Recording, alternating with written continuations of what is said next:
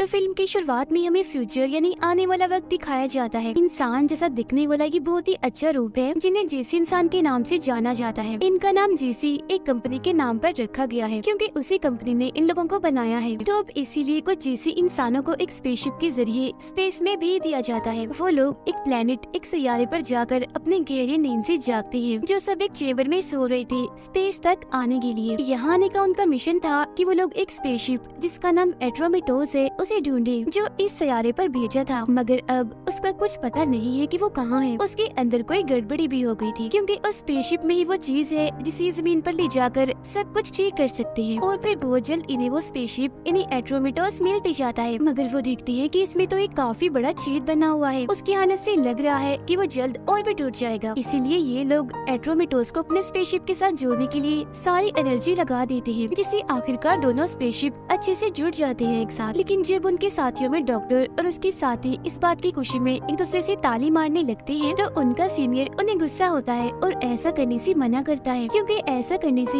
उनकी जेसी सिस्टम में खराबी हो सकती है। जिसके बाद वो लोग जेसी कंपनी के मैनेजर से राब्ता करते हैं और बताते हैं कि हमें एट्रोमिटोस मिल गया है और अब हम उसका कंप्यूटर भी चला पा रहे हैं। लेकिन हाँ, अब से पहले इस कंप्यूटर को 3 माह पहले चलाया गया था, जिसके बाद तो वहाँ से कोई खबर नहीं आई, न ही कोई वहाँ से जवाब दे रहा है। तो इस वजह से हमारा मानना है कि एट्रोमिटोस के सारे लोग मारे गए हैं। जिस पर मैनेजर कहता है कि अगर तुम एट्रोमिटोस को बचाने के लिए अगर कोई मिशन करना चाहते हो तो अपना वक्त ही बर्बाद कर रहे हो। तुम बस ऐसा करो, एट्रोमिटोस पर रखा सारा जरूरी सामान ले लो और बस वापस अपने स्पेसशिप में आ जाओ। और जो सामान तुम्हें बचाकर लाना है वो एक केमिकल का बॉक्स है, यानी जिसकी मदद से हम जमीन के माहौल को ठीक कर सकते हैं। तुम्हें तब तक वहाँ रहना होगा जब तक तुम उसे हासिल न कर लो। इसे लेने में तुम्हें 2 साल भी लग सकते हैं। अब हम देखते हैं इनकी एक साथी को जिसका नाम आयरिस है, जो अपने कंप्यूटर पर एट्रोमिटोस की सारी जानकारी निकाल रही होती है। एक वीडियो में एट्रोमिटोस का कैप्टन कहता है, शुक्र है आखिरकार कई रुकावटों के बाद हम यहाँ से निकल रहे हैं। मगर फिर दूसरी वीडियो में कैप्टन कहते हैं कि हर गुजरते घंटे के साथ यहाँ के हालात खराब होते जा रहे हैं, सब लोग अजीब हो गए हैं, बगावत पर उतर आए हैं। ये देखकर उनका सीनियर कहता है, क्या है ये आम इंसान भी हमेशा कोई न कोई गड़बड़ी कर देते हैं, फिर आखिर में हम जैसी लोगों को ही सब ठीक करना पड़ता है। अब अचानक से उन्हें एट्रोमिटोस से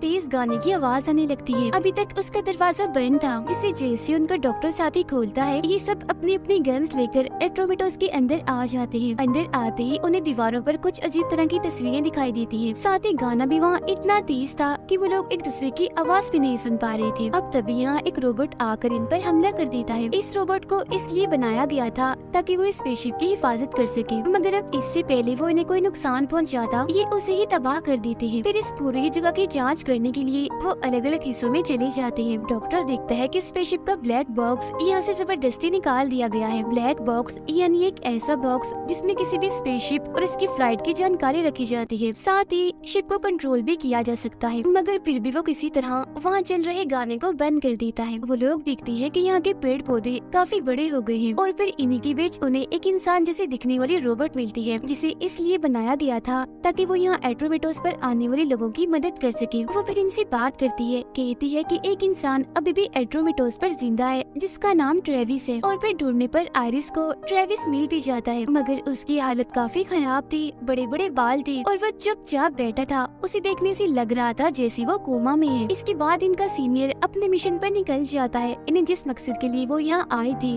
वो था केमिकल बॉक्स को ढूंढकर वापस लाना, मगर काफी ढूंढने पर भी वो उसे यहाँ मिलता ही नहीं। अब ये सारे लोग एक जगह पर इकट्ठा होते हैं। सब कहते हैं कि हमने हर एक जगह पर वो केमिकल बॉक्स ढूंढा लेकिन हमें वो कहीं पर भी नहीं मिला। अभी लोग अपने सिस्टम में ट्रेविस के बारे में पता लगवाने लगते हैं, जिससे इन्हें पता चलता है कि ट्रेविस एक इंजीनियर है। अब मजीद जांच करने पर उन्हें ट्रेविस के बारे में खास पता नहीं लगता। अब इनका सीनियर इन्हें बताता है कि बाहर से देखने में तो ट्रेविस बिल्कुल ठीक लग रहा है, मगर उसके दिमाग में काफी गड़बड़ियाँ चल रही हैं। हो सकता है किसी बड़े हादसे की वजह से उसके साथ ऐसा हुआ हो। अब इनका कमांडर ट्रेविस से बात करने की कोशिश करता है, मगर वो उसे कोई जवाब नहीं देता। तो इसीलिए वो ट्रेविस की जिम्मेदारी आयरिस को देता है, क्योंकि वो दिमाग की काफी अच्छी डॉक्टर है। अब सारी जानकारी हासिल करने के लिए वो रोबोट भी इनकी कोई मदद नहीं कर सकती, क्योंकि एट्रोमिटोस की तरह उसकी भी सारी यादें मिटा दी गई है। इसी दौरान डॉक्टर की दोस्त को कंपनी की मैनेजर का मैसेज मिलता है, जिसमें वो पूछ रहा था कि क्या तुम्हें केमिकल बॉक्स मिल गया है, और हाँ, मैंने तुम्हें बताना था कि तुम यहाँ काफी देर तक शायद फंसे रहने वाले हो, इसीलिए अपने इस वक्त का अच्छे से इस्तेमाल करो और केमिकल बॉक्स को ढूंढने में लग जाओ। अब आयरिस ट्रेविस के पास जाकर उसे दोस्ती करने की कोशिश करती है और पूछती है कि जो लोग एड्रोमेटोस पर आए थे उनके बीच की ताल्लुक दोस्ती कैसी थी, क्योंकि स्पेस में काफी दिन तक रहना इन चीजों पर असर डाल सकता है। अब आयरिस कमांडर और सीनियर के पास जाकर उन्हें बताती है कि मैंने जितने भी सवाल ट्रेविस से किए उसने मुझे किसी भी बात का जवाब नहीं दिया, मगर जैसे मैंने इस रोबोट लड़की का नाम लिया तो उसके चेहरे पर अजीब से बदलाव आने लगे, और इंसानों में ये बात हैरानी वाली नहीं है कि वो किसी रोबोट को पसंद करने लगे, खास करके तब जब वो रोबोट इंसान जैसी ही दिखती हो। और जैसा कि हम जानते हैं कि ट्रेविस एक इंजीनियर है, तो हो सकता है कि उसने इस रोबोट लड़की में बदलाव कर दिए हों अपने मुताबिक जिसे वो चाहता है, जिस पर सीनियर कहते हैं कि मैं अब इस रोबोट की जांच करना चाहता हूँ और पता लगवाना चाहता हूँ कि आखिर ट्रेविस और इस रोबोट के बीच में क्या है, और ट्रेविस ने अगर इसके साथ किया है तो क्या किया। जिस पर कमांडर फैसला करते हैं कि अब से मैं थोड़ी थोड़ी देर के लिए रोबोट लड़की को ट्रेविस के पास भेजूंगा, क्योंकि ऐसा करके वो लोग सारी बात पता लगवा सकते हैं, जिसमें वो इस रोबोट लड़की को चारे की तरह इस्तेमाल करेंगे। अब कुछ देर के बाद पूरे स्पेसशिप की बिजली चली जाती है और इन्हें पता चलता है कि ट्रेविस तो यहाँ से भाग गया है, और शायद वो अपने साथ एक गन भी ले गया है, क्योंकि वहाँ पे रखी एक गन गायब थी। अब गन लेकर आयरिस ट्रेविस को ढूंढने जाती है। वो उसे मिल तो जाता है, मगर वो देखती है कि ट्रेविस ने मुझ पर ही गन तानी हुई है, इसीलिए वो प्यार प्यार से ट्रेविस से बात करने की कोशिश करती है। वो जैसे उसे काबू करने वाली होती है कि तभी यहाँ कमांडर आ जाते हैं गन लेकर। वो आखिर ट्रेविस की गन नीचे कर देता है, जिसके बाद ट्रेविस को दोबारा से बंदी बना लिया जाता है। आयरिस कमांडर से कहती है कि जब मैं अपना काम कर रही थी तो तुम बीच में क्यों आए, तुम्हें मुझ पर, मेरे काम पर, मेरे तरीके पर शक है क्या। कमांडर बोलता है कि तुम ज्यादा अपना दिमाग मत लगाओ और सिर्फ मिशन के मुताबिक ही काम करो, ठीक है ना। उधर जब डॉक्टर और उसकी दोस्त साथ में थी तो डॉक्टर की दोस्त बड़ी ही अजीब चीज करती है। वो अपनी जैकेट उतारते हुए बोलती है कि यहाँ एसी के बगैर कितनी गर्मी है ना। अब उसका ऐसा बर्ताव देखकर डॉक्टर को काफी अजीब लगता है, क्योंकि वो एक जैसी इंसान है, इसीलिए उसे ऐसा कुछ महसूस नहीं होना चाहिए। अब कुछ देर के बाद इनका पूरा सिस्टम ठीक हो जाता है, जहाँ तभी फिर कंपनी की मैनेजर का मैसेज आता है, जिसमें वो कहता है कि तुम्हारा सबसे जरूरी मिशन उस केमिकल बॉक्स को कैसे भी करके ढूंढ कर लाना है, क्योंकि बाकी सारी चीजें तो बाद की बात है। आयरिस एक बार फिर दीवार पर बनी पेंटिंग्स और तस्वीरें देखती है और दोबारा से ट्रेविस के पास जाती है। वो इस बार उससे उन पेंटिंग्स और तस्वीरों की ही बात करती है, जिसके बाद वो रोबोट लड़की को दोबारा से ट्रेविस के पास भेजती है। खुद वो एक दूसरी जगह पर आकर एक छोटी सी कैमरा के जरिए उन दोनों को देख रही थी। वो देखती है कि ट्रेविस रोबोट के कान में मैंड्रिन जुबान में कुछ कह रहा है। अब आयरिस अपने सीनियर से बात करने जाती है, जहाँ वो कहता है मुझे याद ही नहीं आ रहा मैं यहाँ क्यों आया था, और ये काफी अजीब है क्योंकि मैं चीजें कभी नहीं भूलता। अब सीनियर को मैंड्रिन जुबान आती थी, इसीलिए वो इसके पास आई थी। वो फिर सीनियर को ट्रेविस की कही बात सुनाती है, मगर क्योंकि ट्रेविस काफी हल्का बोल रहा था, इसीलिए फिलहाल तो उसे कुछ भी समझ नहीं आती। इसीलिए वो कहता है कि अभी तो मैं इसे समझ नहीं पा रहा, तुम ऐसा करो ये रिकॉर्डिंग मुझे दे दो, मैं इसे बाद में सुनकर अच्छे से समझ लूंगा। जिसके बाद दोबारा से आयरिस ट्रेविस और रोबोट पर नजर रखने के लिए पहुंच जाती है। वो फिर देखती है कि मेरा हाथ कांप रहा है, तो इसीलिए किसी की भी नजर में आने से पहले वो अपने हाथ को काबू कर लेती है। अब कुछ देर के बाद जब रोबोट बाहर आती है तो आयरिस उससे पूछती है कि ट्रेविस ने तुम्हारे कान में क्या कहा था, जिसके जवाब में रोबोट कहती है कि उसने कहा था कि हम बेशक एक नहीं हो सकते, मगर तुम मेरे दिमाग में हमेशा हो। और अब जब ये बात सीनियर को पता चलती है तो वो समझ जाता है कि ये बात गलत है, क्योंकि अब तक रिकॉर्डिंग वो भी सुन चुका था और समझ गया था कि रोबोट किसी वजह से झूठ बोल रही है। मगर एक रोबोट ऐसा कैसे कर सकती है, क्योंकि रोबोट तो झूठ बोलते ही नहीं है। अभी सब लोग आपस में बात कर रहे होते हैं कि आखिर कैसे हम ट्रेविस से अपने सवालों के जवाब हासिल करें। सीनियर उसे मारपीट करके जवाब लेने का मशवरा देता है, मगर कमांडर और डॉक्टर ऐसा करने से मना कर देते हैं, क्योंकि वो ऐसा कोई तरीका नहीं अपनाएंगे जिसमें वो ट्रेविस को मारे पीटे। अब डॉक्टर के साथ ही बोलती है कि मेरे बाथरूम में कोई खराबी हो गई है, तो डॉक्टर उसे ठीक करने के लिए चला जाता है। वो जब खराबी ठीक कर देता है तो उसकी दोस्त उसे गले से लगा लेती है और अपने साथ रुकने का बोलती है। उधर आयरिस अभी भी ट्रेविस पर नजर रखी हुई थी और इस पर ट्रेविस बोलता भी है, मगर रशियन जुबान में। अब इससे पहले कि उसकी बोली हुई बात को कंप्यूटर समझ पाता,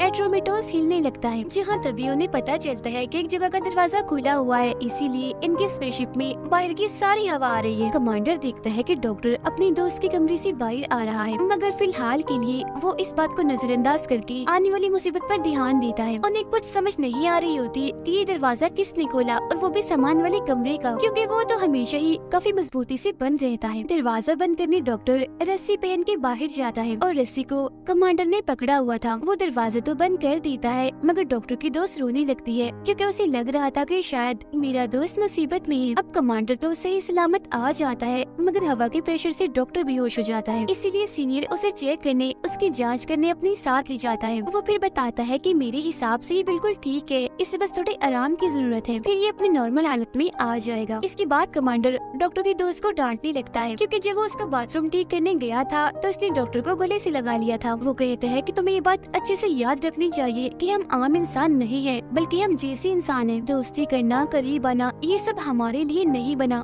थोड़ा ख्याल रखो तुम। आरिस अब सीनियर से पूछती है कि क्या कोई रोबोट झूठ बोल सकता है, जिस पर सीनियर कहते हैं कि हाँ, रोबोट झूठ बोल सकते हैं अगर उन्हें किसी बात का झूठा जवाब देने के लिए प्रोग्राम किया जाए तो। वैसे अपनी मर्जी से वो कोई झूठ नहीं बोल सकते। और हाँ, मैंने उस रोबोट लड़के की जांच की थी, मगर मुझे तो उसमें से कोई भी ऐसी प्रोग्रामिंग नहीं मिली। अब आइरिस दोबारा से अपने सिस्टम पर आ जाती है ताकि ट्रेविस की रशियन जुबान में कही हुई बात को समझ सके, मगर तभी यहाँ डॉक्टर की दोस्त आ जाती है और बताती है कि ट्रेविस ने ये जो रशियन जुबान में कहा है ये तो एक किताब में लिखी गई बात है। हमें जिंदा देकर ये ट्रेविस पता नहीं क्या सोच रहा है, कुछ समझ नहीं आ रही। ये सुनकर आइरिस फौरन ट्रेविस के पास जाती है और उसे बिजली का झटका लगाती है। कहती है कि मुझे लगता है तुम बिल्कुल ठीक हो, बस बीमार होने का ड्रामा कर रही हो। अब की बार इस बात का जवाब ट्रेविस फ्रेंच जुबान में देता है, जो आइरिस समझ भी जाती है क्योंकि उसे भी थोड़ी बहुत फ्रेंच जुबान आती थी। इस बार उसने दोबारा से किसी किताब का जिक्र ही किया था। डॉक्टर के दोस्त ने एट्रोमेटोस का वो सिस्टम ठीक कर लिया होता है जिससे वो राब्ता कर सकती थी, मगर उसे दोबारा से वही वीडियो आ जाती है जो पहले भी आई थी। असल में ये सारे पुराने रिकॉर्डिंग्स है जो हर 2 घंटे के बाद आ रही हैं। कमांडर उसे कहता है कि तुम लगातार जमीन पर मैसेज भेजती रहो जब तक कि कोई जवाब नहीं आ जाता। ये देखकर वो रोने लगती है, जिस पर कमांडर उसे दोबारा से डांटता है कि तुम क्या कर रही हो, जैसे हो कर रो रही हो। अब इसी वक्त डॉक्टर भी यहाँ आ जाता है, जिसे देख उसकी दोस्त गले से लग जाती है। अब उनको ऐसे देखकर कमांडर दोबारा से उन्हें डांटता है, कहता है कि ये सब तुम दोनों की वजह से हुआ है। अगर उस दिन तुम दोनों साथ में ना होती तो तुम्हें पता चल जाता कि सामान वाले कमरे का दरवाजा खुला हुआ है और हमें ये सब ना देखना पड़ता। तो इसीलिए चिपकना बंद करो और दूर रहो एक दूसरे से, क्योंकि तुम दोनों की गलती की वजह से ही हम सब मरने वाले थे। वो फिर डॉक्टर की दोस्त को कहता है कि तुम तो सबसे पहले एक काम करो, तुम जाओ सीनियर के पास अपनी जांच करवाने कि आखिर तुम इतनी जज्बाते क्यों हो रही हो। वो डॉक्टर को फिर बताता है कि लाख कोशिश के बाद भी जानकारी नहीं मिल रही, पता नहीं जानकारियाँ कहाँ चली गई है। सीनियर डॉक्टर की दोस्त की जाँच कर रहा होता है, मगर उसे कोई भी गड़बड़ी नहीं मिलती। वो फिर सीनियर से पूछती है कि आजकल आपको कुछ अजीब महसूस हो रहा है। अब हालांकि सीनियर को अजीब महसूस हो तो रहा है, मगर इसके बावजूद भी वो ना में जवाब देता है। इधर आइरिस ट्रेविस की फ्रेंच में बोली गई बात की जांच कर रही है, जिसके बाद वो दीवार पर बनी तस्वीरों और पेंटिंग्स पर लाइट मार के देखती है, जहाँ उसे छुपा हुआ मैसेज समझ आ जाता है। वो पुरानी जानकारियों को भी देखती है। अब कमांडर उसके पास आता है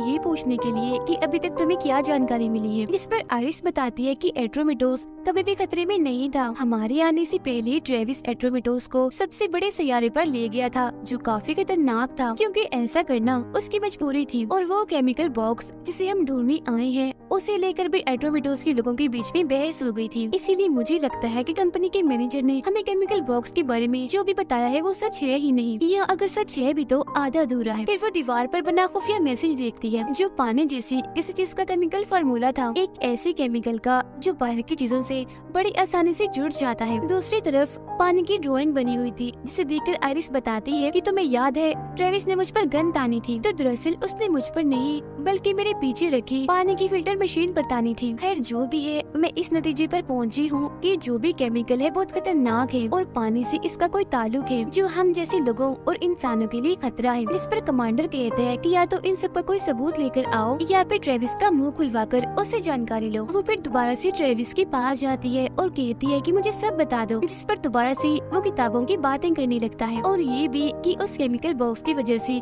सब के सब मारे जाएंगे। साथ ही वो जोर से हंसने भी लगता है, जिस वजह से आइरिस को इतना गुस्सा आ जाता है कि वो यहाँ से चली ही जाती है। इस दौरान आइरिस और सीनियर दोनों के साथ ही अजीब होता है। आइरिस का हाथ कांप रहा था तो सीनियर बातें बोल रहा था। अब डॉक्टर कमांडर को बताता है कि अगर केमिकल बॉक्स को स्पेस में छोड़ा होगा तो वो बड़े प्लेनेट की जमीन पर जाके गिर गया होगा, मगर टूटा भी नहीं होगा, क्योंकि उस बॉक्स को खास तरह से बनाया हुआ था और जानकारी के बगैर उस बॉक्स को तोड़ना बहुत ही मुश्किल होगा, इसीलिए वो अभी भी वही सही सलामत हो सकता है। अब सारे हालात को देखते हुए कमांडर ये मंजूरी दे ही देता है कि कैसे भी करके ट्रेविस से जानकारी निकलवाओ, चाहे तो फिर उसे मारना ही क्यों न पड़े। फिर आइरिस साइंटिस्ट ट्रेविस के पास आकर पूछती है कि जल्दी बता दो केमिकल बॉक्स कहाँ है, वरना सीनियर तुम्हें बहुत बुरी तरह से मारेगा और लहूलुहान कर देगा। अब पहले तो वो कोई जवाब नहीं देता, देखता है कि सीनियर रोबोट के हाथ को नुकसान पहुंचा रहा है और फिर जैसे वो रोबोट के सर को झटका देकर उसे तोड़ने ही वाला था तो तब ट्रेविस बोलता है कि रुको, मैं बताता हूँ केमिकल बॉक्स के बारे में। मैं तुम्हें उस बॉक्स के बारे में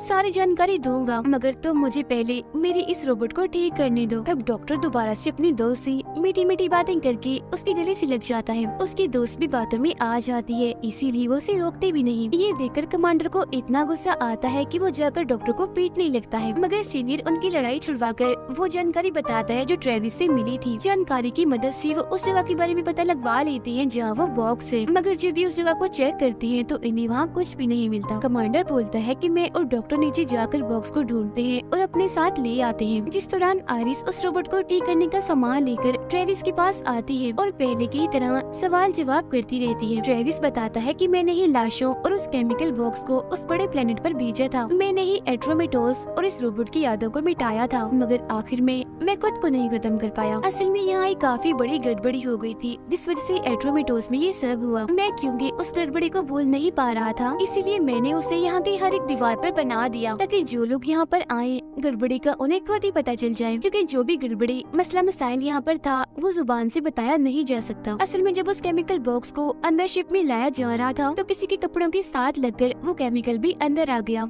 और पानी में मिक्स हो गया, जिस वजह से यहाँ का सारा पानी खतरनाक जहरीला जानलेवा हो गया और यही वजह है कि इतनी तेजी से लोग मारे गए। हालांकि मैंने इस बारे में जमीन पर मैसेज भी भेजा था, यानी कि केमिकल की वजह से पानी खतरनाक हो गया है और लोग मर रहे हैं, मगर मैनेजर ने बड़ी आसानी से ही हल्के से मुँह से ही कह दिया कि तुम्हारे पास पानी को फिल्टर करने वाली मशीन है, तुम उसके जरिए पानी को ठीक कर लो, मतलब कि पानी के अंदर से केमिकल को निकाल दो। जिसका मतलब साफ था कि मैनेजर इस बारे में पहले से ही जानता था। आगे वो बताता है कि हमारे लोग दो ग्रुप्स में बैठ गए थे। अब वो लोग जो जान गए थे कि ये केमिकल कितना खतरनाक है, इसे जमीन पर नहीं ले जाना, उन्हें मैनेजर के साथियों ने मार दिया और सिर्फ मैं जिंदा इसलिए बच गया क्योंकि मैं किसी की तरफ नहीं था, मगर फिर बचे हुए लोगों को भी कोई मारता जा रहा था। अब जिस लैब में जैसी इंसानों को बनाया गया था, यानी उस कंपनी की, वो इंसानों को खत्म करना चाहती है। यही वजह थी कि मैनेजर इस बॉक्स को बार बार जमीन पर क्यों मंगवा रहा है, क्योंकि इसके जरिए वो पूरे इंसानियत का खात्मा करना चाहता है। वो लोग इंसानों को इसीलिए मारना चाहते हैं ताकि इंसान के खून से जैसी इंसान को पहले जैसा ठीक किया जा सके, मतलब जो बदलाव जैसी में आते हैं वो ठीक हो सके। ये सारी बातें सुनकर जैसी आयरिस वहाँ से जाती है तो ट्रेविस अपने रोबोट को ठीक करने में लग जाता है। अब डॉक्टर की दोस्त के पास मैनेजर का मैसेज आता है जो कहता है कि ये मेरा आखिरी मैसेज है। आगे वो कहता है कि मुझे पता चल रहा है कि तुम लोग अजीबोगरीब सा महसूस कर रहे हो क्योंकि तुम्हारे डीएनए अब बदल रहे हैं जिन्हें ठीक भी नहीं किया जा सकता। और हाँ, ट्रेविस ने बिल्कुल ठीक बताया है कि इंसानों को मारा जा रहा है, इसीलिए क्योंकि तुम भी ठीक नहीं हो सकते तो थोड़ी देर में तुम पागल हो जाओगे। इसके बाद वो आपस में बैठकर बात कर रहे होते हैं कि क्या किया जाए, जिस पर सीनियर कहते हैं कि हम ऐसा करते हैं, ट्रेविस के खून से खुद को ठीक कर लेते हैं क्योंकि वो भी तो एक इंसान ही है ना, मगर एक मुसीबत है, ऐसा करने से ट्रेविस ही मारा जाएगा। ये सुनकर आयरिस कहती है कि कुछ भी करने से पहले हमें कमांडर और डॉक्टर के वापस आने का इंतजार करना चाहिए, जो नीचे गई है केमिकल बॉक्स को ढूंढने के लिए। अब कुछ देर के बाद जब वो वापस आते हैं तो आपस में बैठकर ये बातचीत करने लगते हैं कि अपने अपनी जान बचाने के लिए क्या किया जाए, और फिर आखिर में वो इस बात पर राजी हो ही जाते हैं कि हम ट्रेविस का खून निकाल कर खुद को ठीक कर लेंगे, क्योंकि एक इंसान की जान बचाने के लिए वो 5 नहीं मर सकते। इसीलिए सीनियर ट्रेविस का खून लेने के लिए चला जाता है। अब तभी उन्हें ट्रेविस की बताई बात से पता चलता है कि एट्रोमेटोस पर बाद में जितने भी लोग मारे गए थे उन्हें और किसी ने नहीं बल्कि इस रोबोट ने ही मारा था। ठीक इसी वक्त रोबोट जाग जाती है और सीनियर पर हमला करके उसका गला पकड़ लेती है। फिर जैसे सब लोग अपने गर्ल्स लेकर वहाँ पहुँचते हैं तो सीनियर को बेहोश पड़ा देखते हैं, जबकि वो रोबोट तो ट्रेविस को अपने साथ लेकर भाग चुकी थी। अब तभी इन्हें कोई आवाज सुनाई देती है जिसे डॉक्टर चेक करने जाता है, मगर जब वो वापस आता है तो ये देखकर काफी हैरान और दुखी हो जाता है कि उसकी प्यारे दोस्त को उस रोबोट ने मार दिया है। अब इस बात से उसे इतना गुस्सा आ गया था कि आयरिस के मना करने के बावजूद भी वो अकेला ही रोबोट को ढूंढने के लिए चला जाता है। वो फिर उसे सामान वाले कमरे में मिल भी जाती है, मगर जहाँ वो पहले मासूम सी थी, चुपचाप सी थी, अब वो इतनी तेज हो गई थी कि काफी खतरनाक लड़ने लगती है। हालांकि डॉक्टर उसका मुकाबला करता है, उसे मारता है, मगर वो उस पर भारी पड़ के उसे काफी मारती है और आखिरकार उसकी जान ही ले लेती है। अब आयरिस को ट्रेविस पीछे से ढूंढ लेता है और गन से उसको बेहोश कर देता है। अब तभी इधर कमांडर आकर ट्रेविस पर भी हमला कर देता है। अब जब रोबोट यहाँ आती है तो वो समझती है कि आरिस बेहोश पड़ी है, इसीलिए उसके पास से गुजरती है, मगर असल में तो ये बस इसे फंसाने का जाल था। कमांडर ने तो दरअसल ट्रेविस को पकड़ा हुआ था ताकि वो रोबोट को कंट्रोल कर सके। जिसके बाद कमांडर और आइरिस स्पेसशिप के बिजली वाले हिस्से पर हमला करते हैं। ऐसा करने से रोबोट पर बिजली गिरती है और वो टूटकर गिरने लगती है। अब बाद में कमांडर ट्रेविस को मारने का सोचता है क्योंकि उसने ये रोबोट में बदलाव किए थे, जिस पर वो कहता है कि नहीं,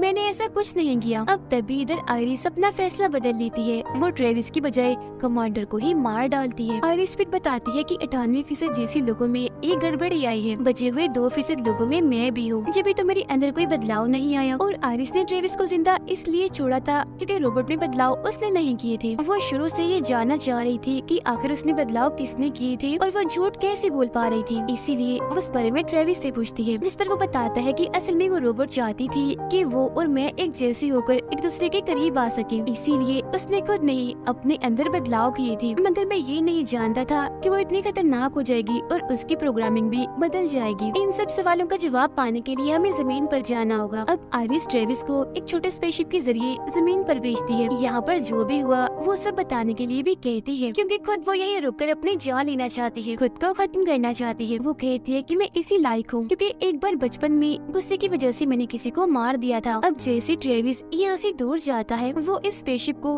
बड़े प्लेनेट पर गिराकर तबाह कर लेती है ताकि वो सारी मुसीबतों से छुटकारा पा सके और बाकी लोग भी केमिकल के खतरे से आजाद हो जाएं। और इसी के साथ ये कहानी इधर ही खत्म हो जाती है।